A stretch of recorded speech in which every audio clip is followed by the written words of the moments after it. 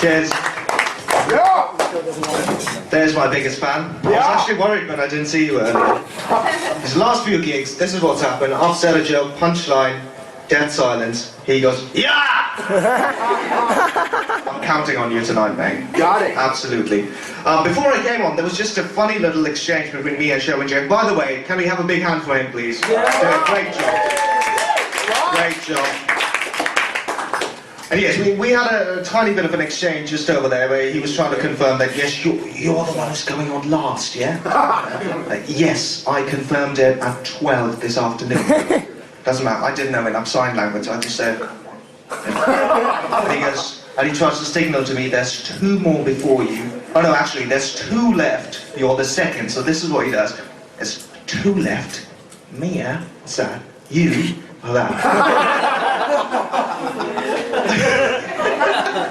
Hell of a way to welcome a performer.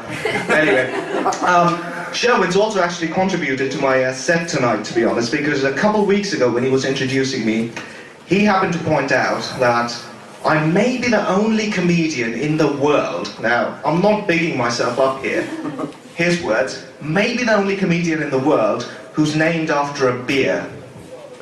Karl Berg, Karl's Berg. It is true, actually. What I've decided is I'm going to tell you the story how it came about. I did used to get called Carlsberg back in Britain in my local pub because that used to be my favourite brand. And the pub staff, they started calling me that as well. It was just like, you know, well, you're always drinking Carlsberg, so yeah, we're just going to call you Carlsberg. Carlsberg, do you want to pint of Carlsberg? Saturday nights can get a bit boring sometimes in South Wales. A lot more people got that than I expected. Fair enough. But that carried on, you know. I was a local there, our friends and everyone, we were there all the time, to be honest. But then they hired this new guy who had a tiny bit of a speech impediment. And when he heard my name was Carlsberg and he tried to call me that, it came out as Karl Berg.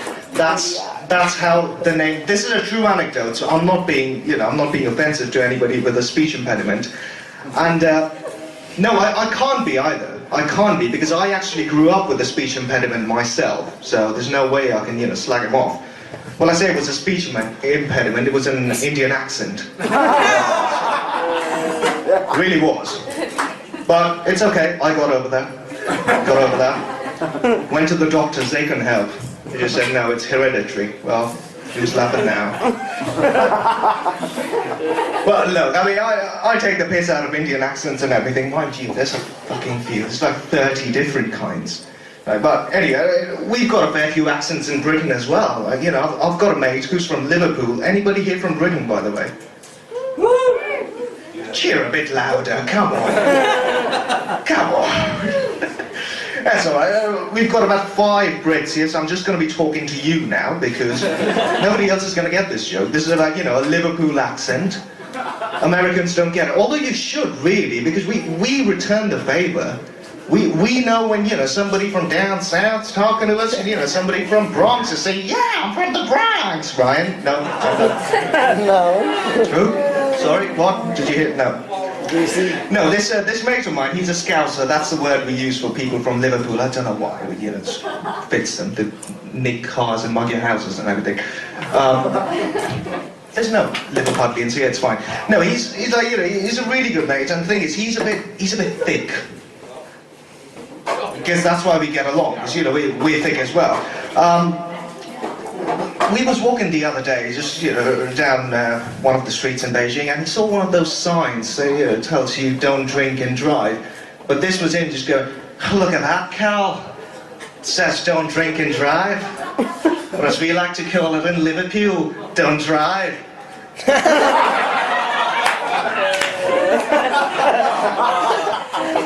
That's Scousers for you. I said, no, look, mate, I don't think they're giving you an ultimatum there. You can drink, just don't do it together at the same time. You know, all right, yeah, that makes sense. Yeah, there's a load of fucking accidents going on. This is the Scouse accent, by the way. C's become CH. It's like you see a C and then you just cough.